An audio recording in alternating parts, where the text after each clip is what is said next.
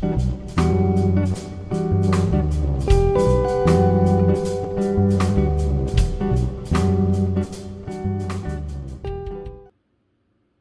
this is Andy, the Suffolk Audiophile. Welcome to my channel. I was working on doing these videos once weekly, but as it is, I've found myself at a loose end today. I've got home from work, my wife is working a late shift, I'm home alone, I'm on dinner duty, I've got a can of the old How's Your Father? And I thought to myself, you know what, I'm going to sneak in an extra video. So today we're going to do G to I of my vinyl A to Z. Now this is getting quite interesting now. I'm getting into records which are really sort of sought after to collectors, but they're also really good good records. So without further ado, let's get on with it. So in the mid-80s, sorry, let's wind back. Early 80s, I was into punk, new wave, etc. I wasn't really into the prog rock thing, but in the late 80s, I started a job, and I got to know a good friend of mine, Tony, who was really into Genesis, and he introduced me to early Genesis, Peter Gabriel's era. First record he lent me was The Lamb Lies Down on Broadway, which is a fantastic album. Doesn't appear on my A to Z for some reason. You know why? Because I haven't got it yet. But that aside, the natural corollary from that was to move on to Peter Gabriel's solo work. And the one album that I went back to again and again and again and again, that I bought the vinyl version of it. I bought it on CD when CDs were big. I had it on cassette tape, which I recorded off the CD in my car. And that is Peter Gabriel 4, or as they like to call it, Security. This album to me was such a landmark album for Peter Gabriel. He, by this time, had started looking into world music and African rhythms and more percussive elements in his music. And this album also features, probably more prominently than any other album, an instrument called the Chapman stick. His bass player was and still is Tony Levin, and you know, one of the big sounds that comes out of this album is the Chapman stick.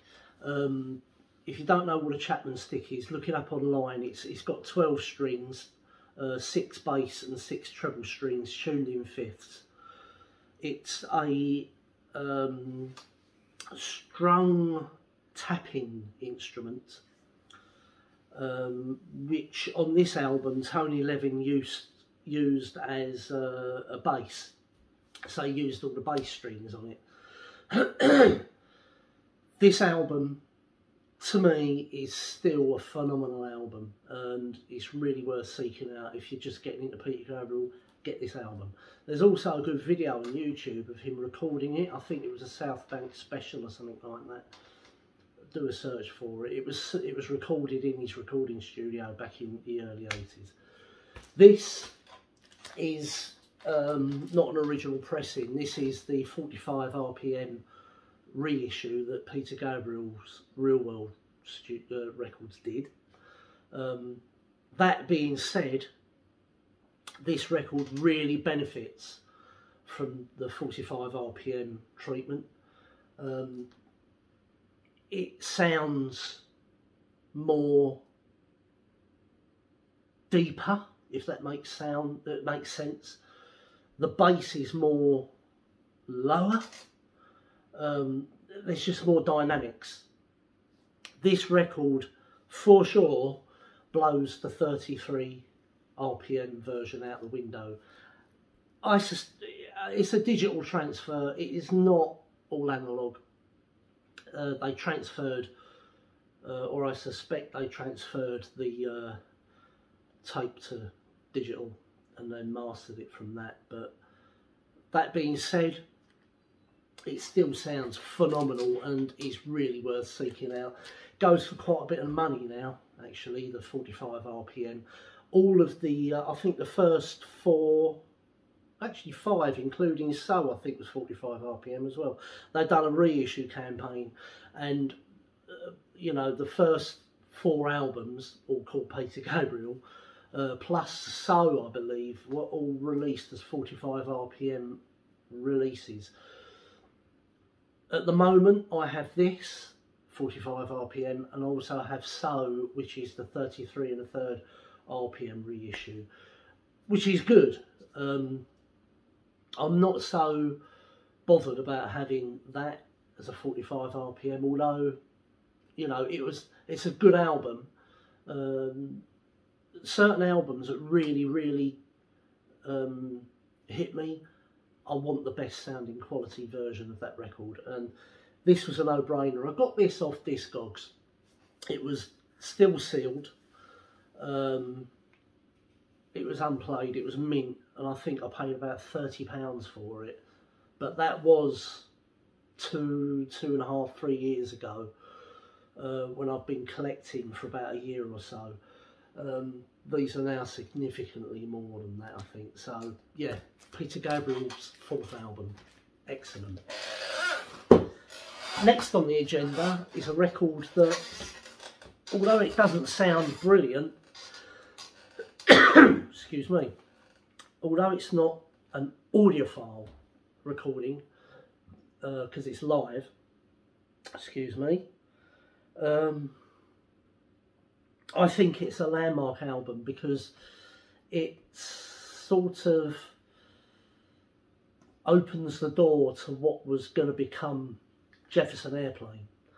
I had first heard this record when I went round my friend's house. He had a copy of this on vinyl. We listened to it, and I was always blown away by the version of White Rabbit on this record. It's giving it away there. And that is this. This is The Great Society, conspicuous only in its absence. Yep. Brilliant, brilliant live album recorded at the Matrix in San Francisco. I think this was probably recorded in '66 without looking at the liner notes. I can't tell you, I'm sure it was '66. I think it was the year before the Great Society split and she went and joined Jefferson Airplane.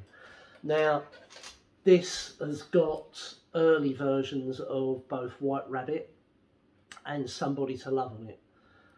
To this day, this version, to me, it's only my opinion, I think trounces over the version that was on Surrealistic Pillow, the single that was released, the famous version of Somebody to Love.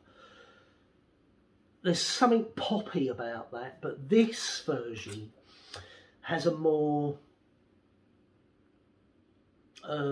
it's hard to explain, it's more cohesive. I think it's more gutsy, it's got more grit, it's certainly more garage band, if you like.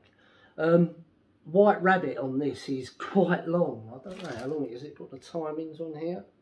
Yeah, 6 minutes long. White Rabbit is around about 6.5 minutes long on this record, and it starts with a long instrumental interlude, which sounds like it's got some sort of Arabian Nights flute being played. I suspect that was being played by Grace Slick, because she was a recorder player and a wind instrument player, so I suspect that was being played by her. This has got a very strong Middle Eastern feel to it, totally different to the studio version.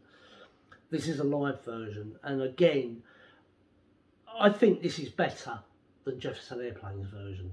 Seriously, the arrangement, that is, not maybe the recording, but certainly the arrangement, I think, is better than Jefferson Airplane's version. There's some other songs on here. Father Bruce, let's have a look. Outlaw Blues, Often As I May, Arbitration. There's some really good, like, early tracks on here that they recorded. I don't think they ever recorded a studio album, The Great Society, which is a shame, because I think if they had, it would have got out to the wider audience, and they probably would have been more popular than they were. But anyway, yeah, this was quite high on my list of records to buy when I started recollecting my A to Z. This was purely on the strength of those two songs, White Rabbit and Somebody to Love. Brilliant, brilliant versions. Highly recommended. This is the first pressing from, I think it was the early 80s this come out. Let's have a look. It actually says 1966 on the label, but I very much doubt it is. I suspect this is a reissue, but it's still seriously good. And that's a lovely photograph of Grace Slick on the front. Love it. Okay, The Great Society. So next we go on to a record, or records. Now, before I sold my record collection in the early O's, I had an original pressing of this, and I still to this day regret selling it. It was in immaculate condition, it was in really good nick. All of the records in the set were VG plus mint minor. They were great.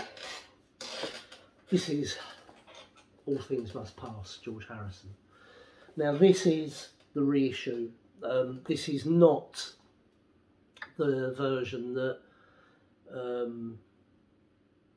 was done to de-spectorise the production, which George did. I think he did it in the early 2000s. I can't remember the exact time. This is the original mix, the original mastering, I believe. I suspect it's digital. I actually bought this from Amazon, but I actually bought it from Amazon in America, Amazon.com rather than Amazon.co.uk. Reason being is, with shipping from the US, this costs less than if I bought it in the UK. Go figure. You know, so it's a triple album. It's a really good set. It sounds great. I suspect it's digital. You know, it's got the red apple label. It also comes with the original inner sleeves. When you buy this, the records come in standard white paper sleeves, and the original inner sleeves with the lyrics on are just separate. It comes with the poster. It's a great record. So in the late 60s, George was in a little beat combo called the Beatles. You've probably heard of them. And he was fighting against two very, very strong songwriters in Lennon and McCartney, to the point that I believe between sort of 67, 68 onwards, he started stockpiling songs which he originally intended for use with the Beatles, and when they got vetoed out, he would save them. And then when the Beatles broke up, he basically had enough material for a double album. And this is a triple album, obviously. You've got the Apple Jam album, which is the third one, which is so-so, it's okay.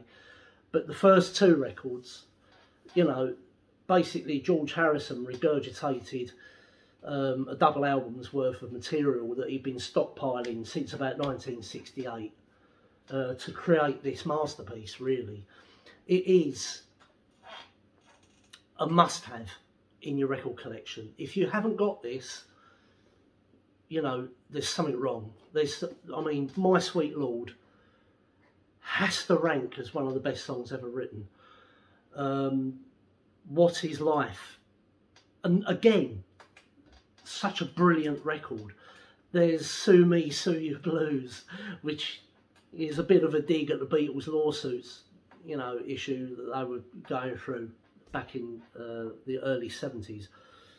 You know, Wah Wah, you've got loads of good tracks on here, but, you know, probably they're all overshadowed by My Sweet Lord. What Is Life is actually my favourite song on the album. It's a fantastic record. If you haven't got it in your collection, you need to buy it. This was top of my list, you know, when I started rebuying vinyl.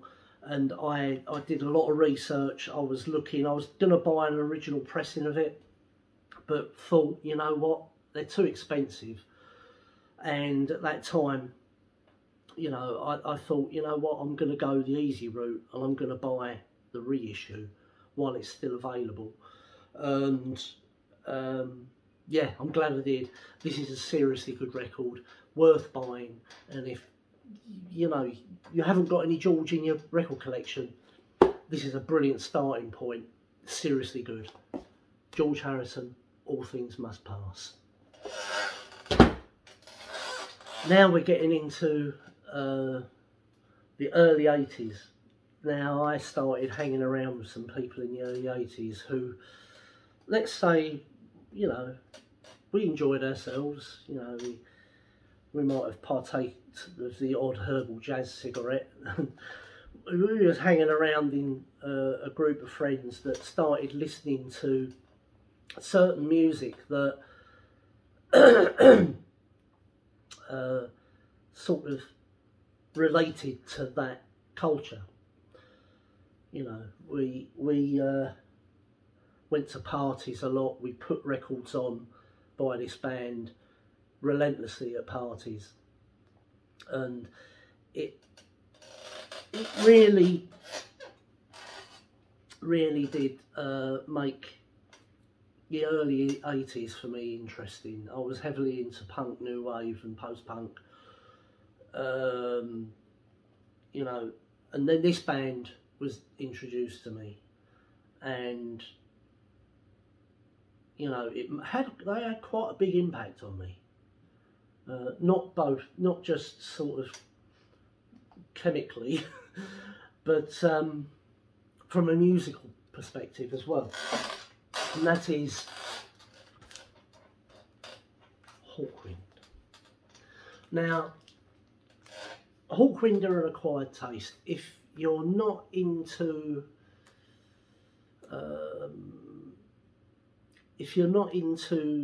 psych or experimental rock, or as they were called, acid rock, you might struggle with Hawkwind.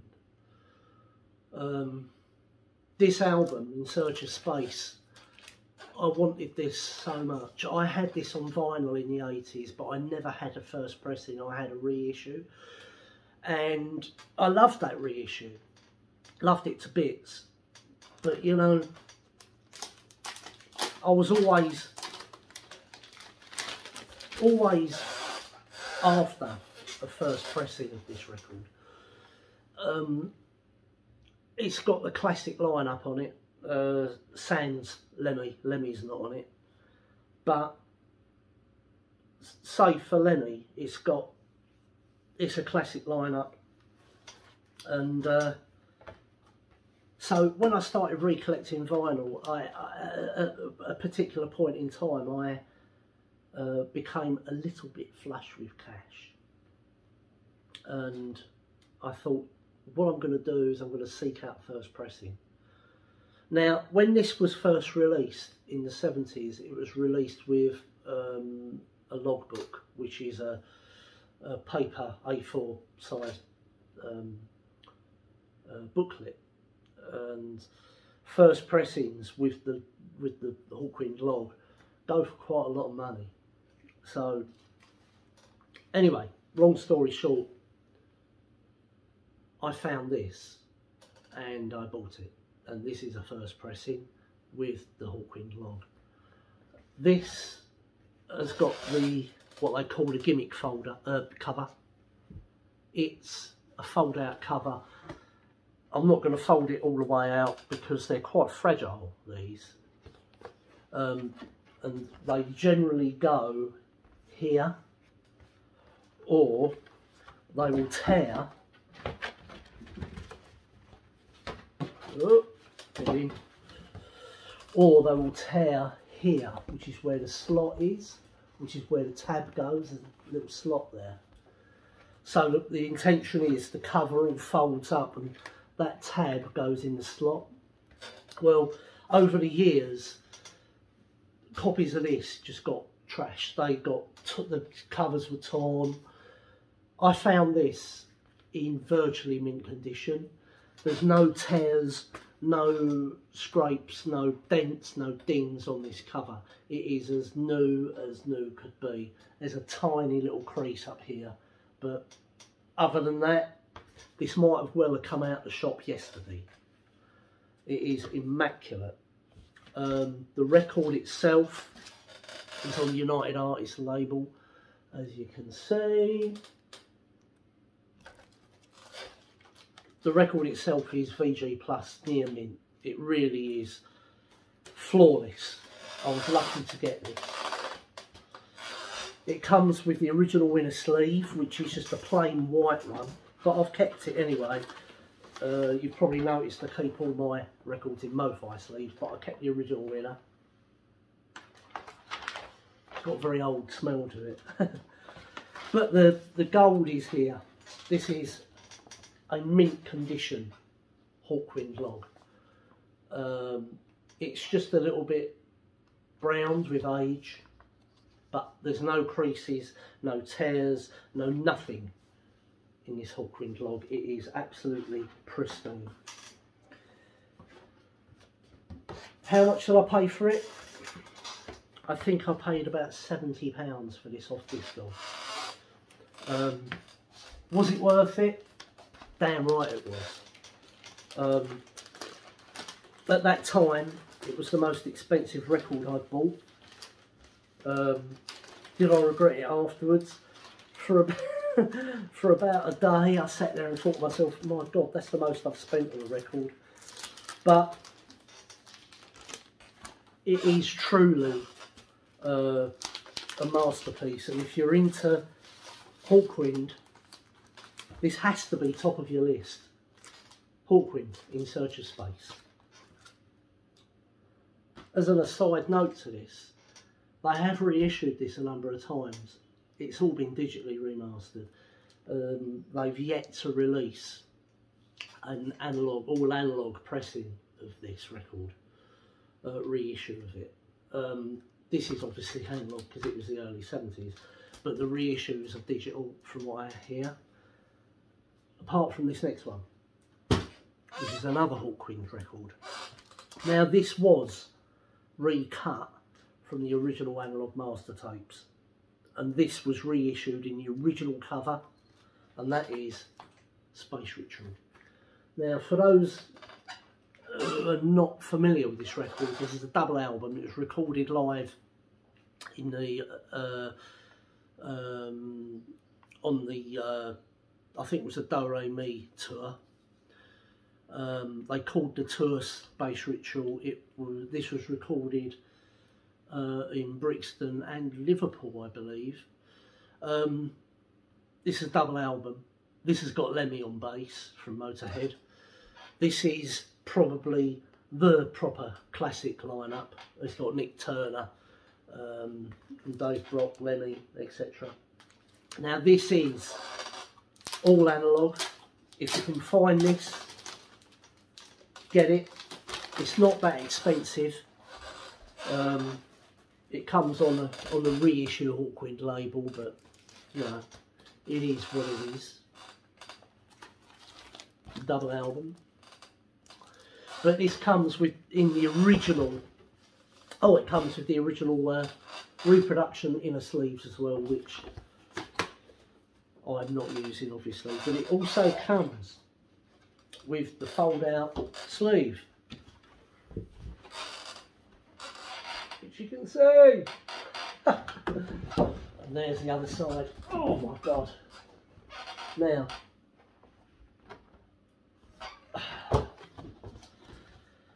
if you remember in one of my previous videos, I told you that I'd actually had a copy of this. I had a first pressing of this back in the day. And I'll try and get the records in. And it was signed by Bob Calvert and Dave Brock. And to this day I still regret selling it.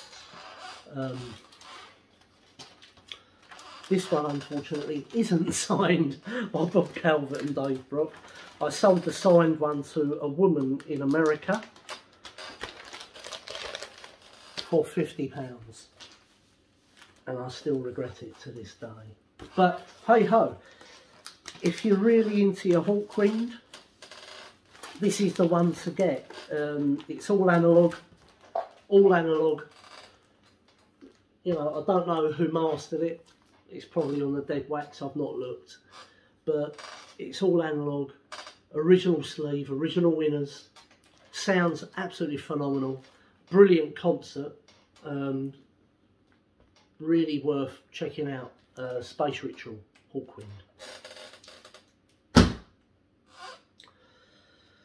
Right, so we're moving on to the last two.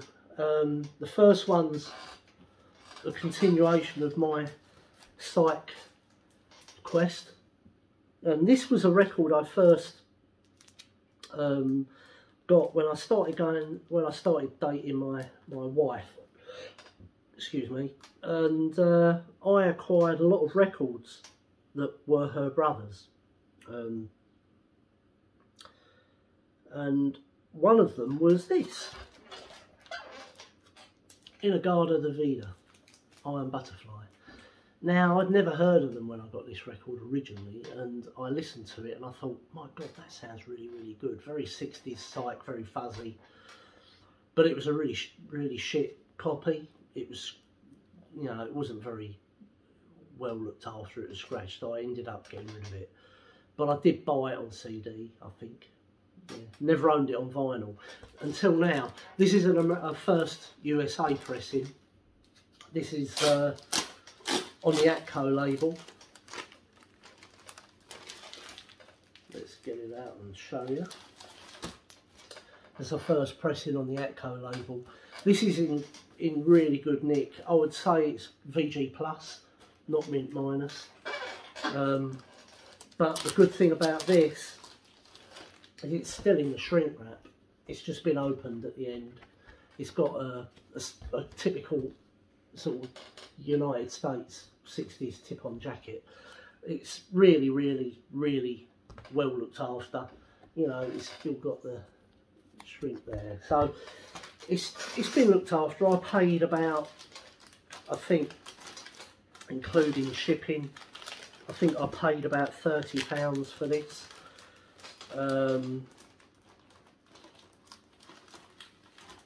It's worth checking out. It was one of my, I wouldn't say it was a grail, but it was one that was on my must-have list.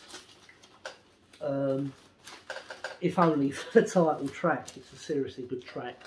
So yeah, Iron Butterfly, In a Garda da Vida. Which brings us to our last one. There's a bit of a story behind this one. Have a bit of the older end of it.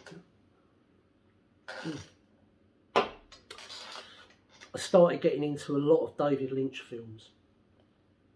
Started with Elephant Man, but then it went on to things like Twin Peaks and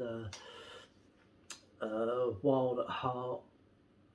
And it was when I saw Wild at Heart, I heard this bit of music that captivated me, and I thought, you know, I need to find out what that bit of music is.